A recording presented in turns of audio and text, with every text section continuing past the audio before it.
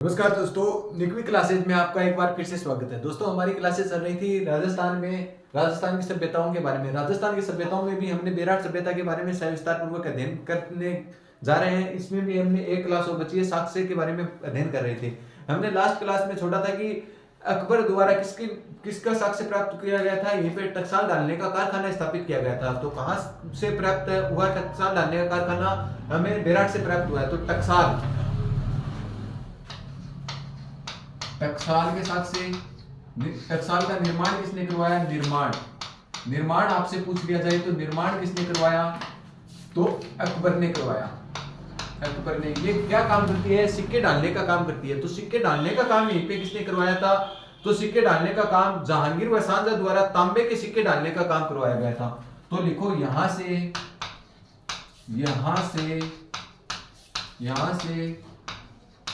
जहांगीर व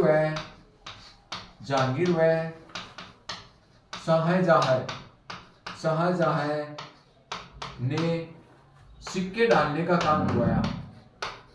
सिक्के डालने का काम करवाया।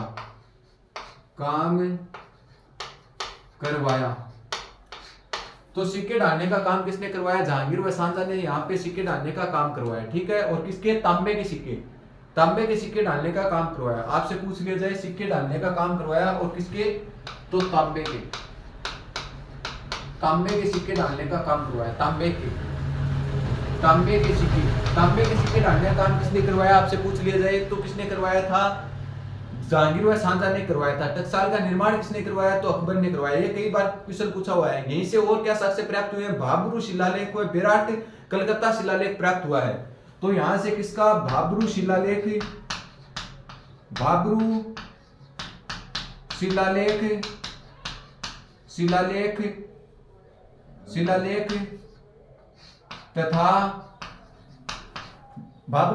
तथा और किसके साक्ष्य?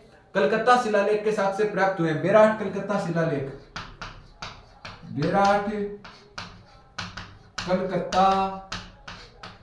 शिलालेख के साक्ष्य प्राप्त हुए। शिलालेख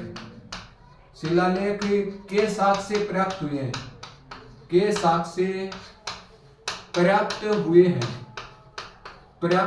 हैं। तो किसके साक्ष्य प्राप्त हो गए? बेराट कलकत्ता शिलालेख व भाब्रू शिलालेख के साक्ष्य आपसे पूछ लिया जाए कहां से प्राप्त हुए हैं तो हमें बेराट सभ्यता से प्राप्त हुए हैं। ठीक है। यहीं से ही क्या मिला? भाब्रू शिलालेख से सम्राट अशोक को मौर्य काल की जानकारी मिलती है। सम्राट अशोक एंड मौर्य काल की जानकारी मिलती है। लिखो दोस्तों, इस शिलालेख से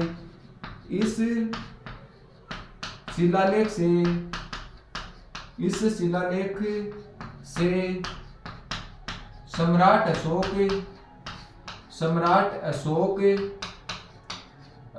व मौर्य काल की जानकारी मिलती है। मौर्य काल की जानकारी मिलती है। तो आपसे पूछ ली जाए कि मौर्य काल की जानकारी व सम्राट अशोक के शिलालेख व मौर्य काल की जानकारी हमें कहां से प्राप्त हुई है? तो दोस्तों, यहीं से किसके साथ से प्राप्त हुए हैं? इस शिलालेख से सम्राट अशोक व मौर्य कालीन की क्या मिली है? हमें जानकारी मिली है। कौन से शिलालेख से? भाब्रू शिलालेख से। आगे बात करते हैं भाब्रू शिलालेख से और किसके साथ से हमें प्राप्त हुए? तो बौद्ध धर्म के त्रिरत्न प्राप्त हुए हैं। बौद्ध धर्म के। लिखो दोस्तों, बौद्ध धर्म के त्रिरत्न बौद्ध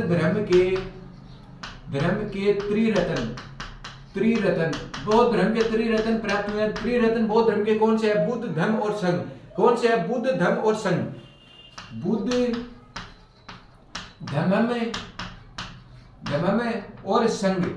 बुद्ध, धम्म और संघ के साथ से हमें कहां से प्राप्त हुए हैं? भाब्रू शिलालेख से हमें प्राप्त हुए हैं। इसको नष्ट कराने का कार्य यहीं से ही क्या प्राप्त हुए? हमें बौद्ध मठ भी प्राप्त हुए, बौद्ध स्तूप व बौद्ध विहार की जानकारी मिली है। यहां से बौद्ध स्तूप व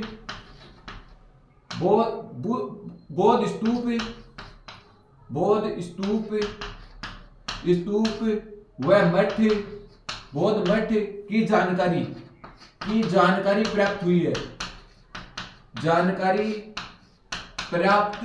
है। आपसे पूछ लिया जाए बौद्ध मठ व बौद्ध स्तूपों की जानकारी हमें कहां से प्राप्त हुई है, तो भाब्रू शिलालेख से प्राप्त हुई है। इसे नष्ट कराने का कार्य किसने किया था? यहीं पे एक शासक हुआ था महिरकुल। महिरकुल ने इसे क्या करवाया था? हूण शासक महिरकुल ने इस बौद्ध मठों को, स्तूपों को नष्ट करवाया था। तो हूण शासक महिरकुल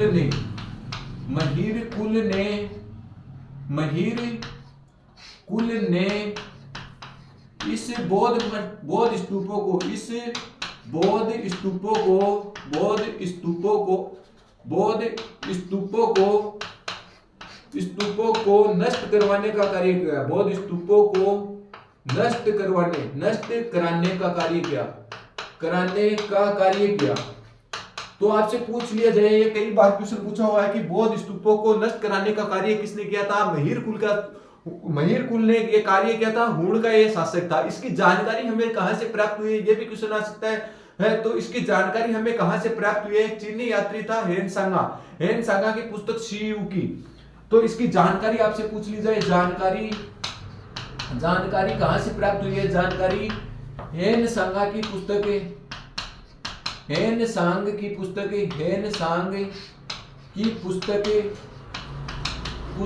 सी यू और के पुस्तक से प्राप्त हुई है। और ये हेनसांग किसके शासनकाल में भारत में आया था? तो हर्षवर्धन के शासनकाल में क्या आया था? भारत में आया था। तो किसके शासनकाल में भारत आया था? हर्षवर्धन के काल में भारत आया था। किसके शासनकाल में? हर्षवर्धन के शासनकाल में क्या आया था? भारत आया था। कौन आया था? हेनसांग। और इसने कौन सी पुस्तक लिखी थी? शी यू की पुस्तक लिखी थी। और शी यू की पुस्तक में हमें किसकी जानकारी प्राप्त हुई है कि हूण जो शासक, महिरकुल जो शासक था, उसने बौद्ध स्तूपों को क्या करवाया? नष्ट करवाने का काम करवाया। ठीक है दोस्तों, समझ में आ गया क्या? किसने इसे नष्ट करवाने का कार्य किया? और ये कहां का था? तो चीनी यात्री था। कहां का था? चीनी यात्री था। कौन था? हेनसांग कहां का यात्री था? चीनी यात्री था। और किसके शासनकाल में आया? तो हर्षवर्धन के शासनकाल में आया। ये भी कई बार पूछा हुआ क्वेश्चन है। तो अभी हमने बेराट सभ्यता में साक्ष्यों में क्या पढ़ा कि टकसाल का निर्माण किसने करवाया? मुगल शासक अकबर ने टकसाल का निर्माण कराने का काम किया था। ठीक है दोस्तों, टकसाल का क्या काम है? सिक्के डालने का काम करती है। तो जहांगीर और शाहजहां ने इस टकसाल में क्या किए थे? तांबे के सिक्के डालने का काम किया था। तो जहां तांबे के सिक्के डाले जाते हैं उस स्थान को क्या बोला जाता है? टकसाल बोला जाता है। निर्माण अकबर करवाता है और सिक्के डालने का काम जहांगीर व शाहजहां करवाते हैं। ठीक है दोस्तों, आगे बात करते हैं। यहाँ 2 शिलालेख प्राप्त हुए हैं। कौन कौन से शिलालेख? एक तो बाबरू शिलालेख और एक बेराट का कलकत्ता शिलालेख। बाबरू शिलालेख और बेराट का कलकत्ता शिलालेख हमें यहां से प्राप्त हुआ है। ठीक है दोस्तों, आगे बात करते हैं। इस शिलालेख में सम्राट अशोक की मौर्यकालीन जानकारी मिलती है। सम्राट अशोक व मौर्य काल की जानकारी आपसे पूछ ली जाए कहां से प्राप्त हुई है? तो सम्राट अशोक व मौर्यकालीन की जानकारी बेराट सभ्यता से हमें प्राप्त हुई है। ठीक है दोस्तों, आगे बात करते हैं। बौद्ध धर्म के त्रिरत्न बुद्ध धर्म संघ भी हमें कहां से प्राप्त हुए हैं? तो बेराट सभ्यता से हमें प्राप्त हुए हैं। ठीक है दोस्तों, आगे बात करते हैं।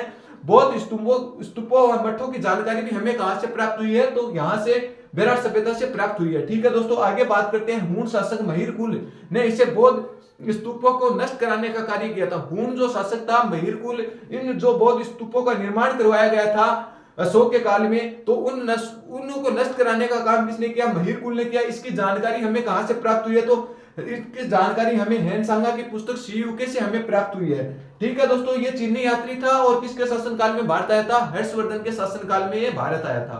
ठीक है दोस्तों, एक बार आप इसका स्क्रीनशॉट ले, फिर हम आगे बेराट सभ्यता के बारे में सविस्तार पूर्वक अध्ययन करते हैं।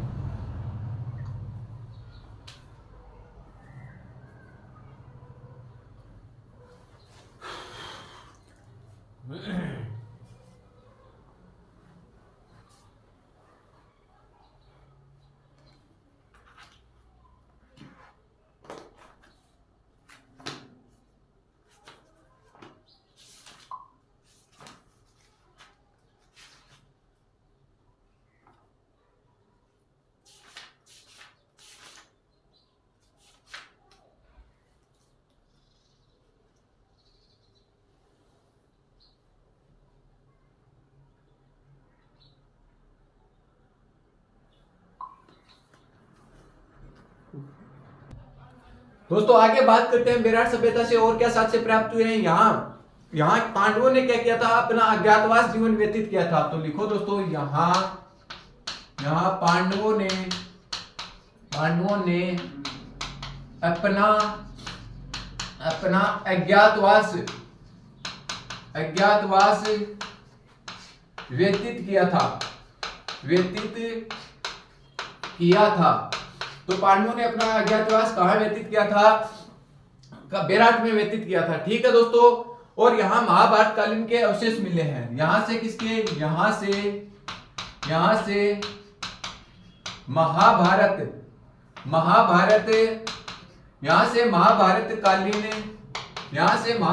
कालीन के अवशेष मिले हैं, के अवशेष प्राप्त हुए हैं।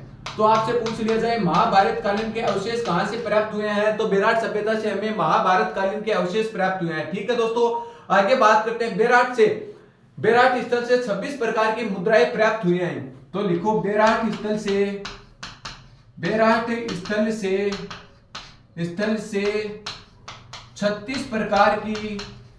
36 प्रकार की मुद्राएं प्राप्त हुई हैं। प्राप्त हुई हैं। तो 36 प्रकार की मुद्राएं हमें कहां से प्राप्त हुई हैं? बेराट सभ्यता से प्राप्त हुई हैं। आगे बात करते हैं इसमें भी किस किस प्रकार की मुद्राएं हमें प्राप्त हुई हैं। तो 8 मुद्राएं पंचमारक के हाथ के सिक्कों की व 28 इंडो यूनानी ग्रीक मुद्राएं। तो लिखो दोस्तों, इसको डिवाइड करो। 8 प्रकार की मुद्राएं, 8 प्रकार की मुद्राएं किसकी? आहत के सिक्कों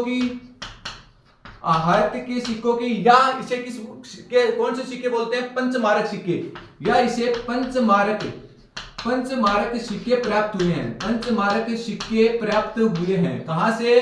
बेराट सभ्यता से प्राप्त हुए हैं। आगे बात करते हैं 28 प्रकार की इंडो ग्रीक मुद्राएं प्राप्त हुई हैं। कितने प्रकार की? 28 प्रकार की। 28 प्रकार की इंडो ग्रीक मुद्राएं प्राप्त हुई हैं। 28 प्रकार की इंडो ग्रीक मुद्राएं कहां से प्राप्त हुई हैं? हमें बेराट सभ्यता से। इसमें कितने प्रकार के सिक्के मिले थे? 36 प्रकार के सिक्के प्राप्त हुए थे। ये हिंदू यूनानी सिक्के कहलाते हैं। और इसमें भी कितने प्रकार के? 11 प्रकार के यूनानी सिक्के मिले हैं। इसे क्या, कौन से सिक्के बोलते हैं? हिंदू यूनानी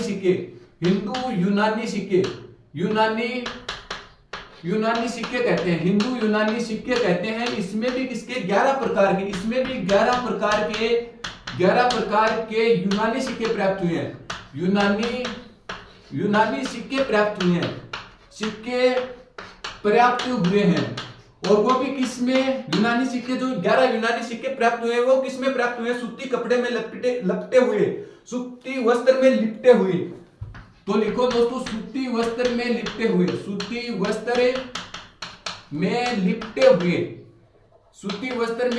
हुए सिक्के कहां से प्राप्त हुए हैं? लिपटे हुए। तो सूती वस्त्र में लिपटे हुए 11 प्रकार के यूनानी सिक्के कहां से प्राप्त हुए हैं? हमें बेराट सभ्यता से प्राप्त हुए हैं। ये क्वेश्चन पूछा हुआ क्वेश्चन है। ठीक है दोस्तों, बात करते हैं ये आहत के सिक्के, ये पंचमारक के सिक्के, ये क्या है? राजस्थान की सबसे प्राचीनतम मुद्रा है। तो लिखो दोस्तों, यहीं पे राजस्थान की सबसे प्राचीन मुद्रा, राजस्थान की सबसे प्राचीन मुद्रा है। तो आपसे पूछ लिया जाए राजस्थान की सबसे प्राचीन मुद्रा कौन सी है? तो बेराट से ये जो आहत व पंचमारक के सिक्के प्राप्त हुए हैं, ये राजस्थान की सबसे प्राचीन मुद्रा में मानी जाती है। ठीक है दोस्तों, यहाँ इस इधर से 28 प्रकार के जो यूनानी सिक्के प्राप्त हुए हैं, वो सिक्के किसके हैं? तो यूनानी राजा मिनांडर के हैं। ये जो 11 प्रकार के सिक्के हैं, ये किसके हैं? यूनानी राजा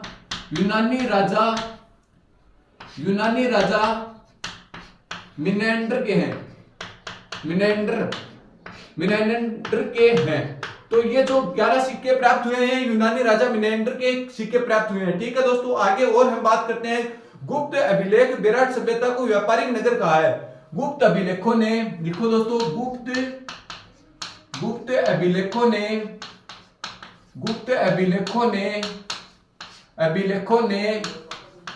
अभिलेखों ने इसे क्या कहा है? गुप्त अभिलेखों ने बेराट सभ्यता को व्यापारिक नगर कहा है। गुप्त अभिलेखों ने बेराट को व्यापारिक नगर कहा है। व्यापारिक नगर कहा है। व्यापारिक नगर कहा है। तो आपसे पूछ लिया जाए व्यापारिक नगर किसे कहा है गुप्त काल ने? तो बेराट सभ्यता को क्या कहा है? व्यापारिक नगर कहा है। और व्यापारिक नगर कहा है। बेराट सभ्यता विराटनगर, बेराट सभ्यता विराटनगर बताया था, विराटनगर। ये विराटनगर क्या है? प्राचीन मत्स्य जनपद की क्या है? राजधानी है। प्राचीन मत्स्य जनपद की राजधानी, जनपद की राजधानी है।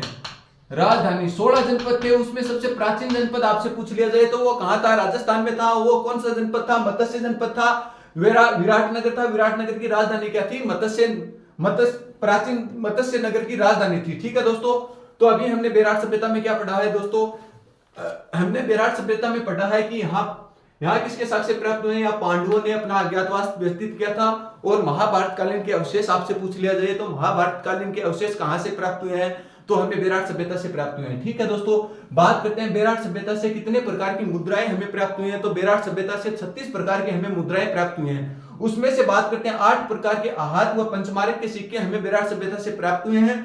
ठीक है दोस्तों, राजस्थान में सबसे प्राचीन मुद्रा कौन सी है? तो आहत मुद्रा या पंचमार्क की मुद्रा है, जो कितनी प्राप्त हुई है? 8 प्राप्त हुई है और बेराट सभ्यता से हमें प्राप्त हुई है।